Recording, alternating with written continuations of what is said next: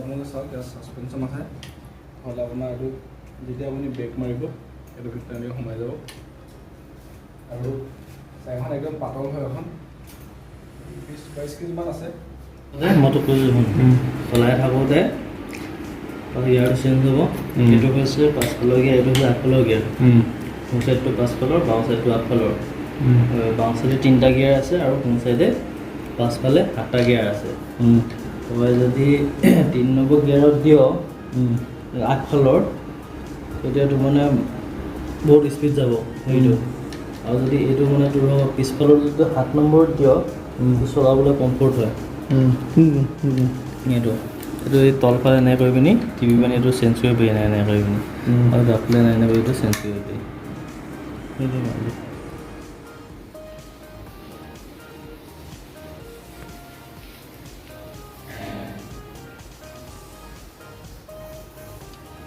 ইয়াত dish brake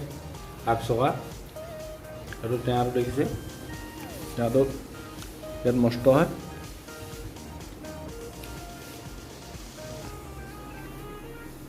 এইটো 5 চকা বেগ এটা 8 চকা বেগ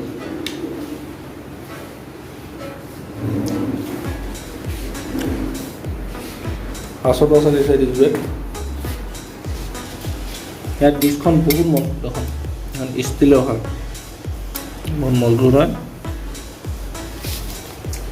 পাছৰ গিয়াৰকেইটা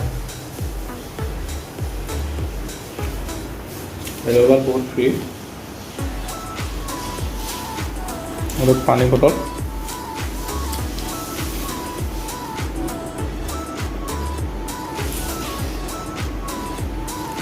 চিটটো ওপৰলৈ ইয়াত কৰিব পাৰি এইটো খুলি কিনে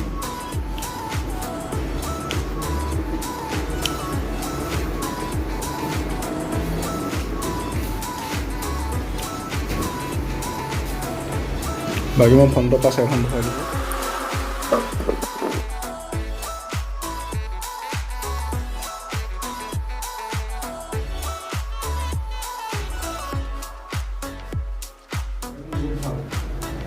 যদি কিনে এখন চাইকেল কিনক চলাই ভাবিব আপুনি আগলৈ যাবলৈ ভাবিব এখন চাইকেল হ'লে বহুত ভাল আৰু এখন চাইকেল অলপ বোকা পানী ৰাস্তা হ'ল দাঙি আপুনি যাওক আগত ইমান টেনশ্যন কৰিব দৰকাৰ নাই সামনে নিদিয়ে আপোনাৰ একদম ক্লিয়াৰ হৈ যাব বাকী